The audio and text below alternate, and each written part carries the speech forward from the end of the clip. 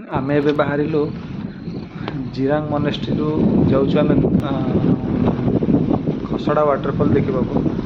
ସେଇଠୁ ମାତ୍ର 10 କିଲୋମିଟର ଡିଷ୍ଟାନ୍ସରେ ରହୁଛି ଆମର ଖସଡ଼ା ୱାଟରଫଲ୍।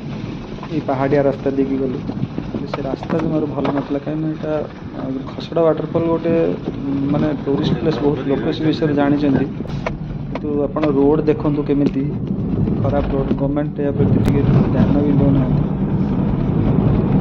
ରୋଡ଼ ବହୁତ ଲୋକ ସେଠି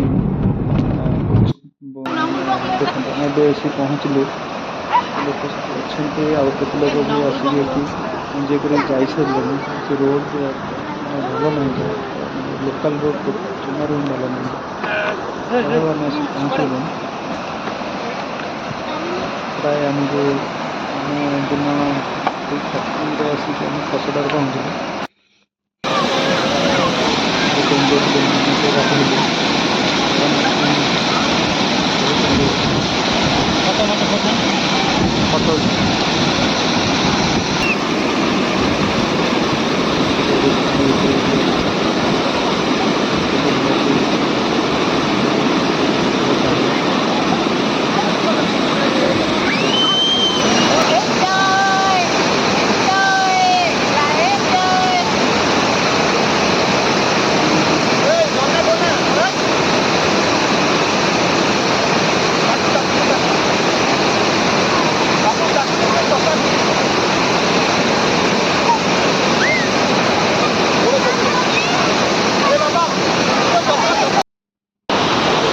ଆସିକି ଆମର ଇଭିନିଂ ଫଟୋ ବି ହେଇଗଲା।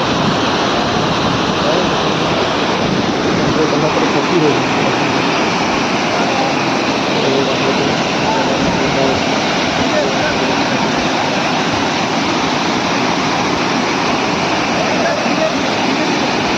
ଯୋଗୁଁ ଭଲ ନୁହେଁ, ହେଲେ ଭଲ।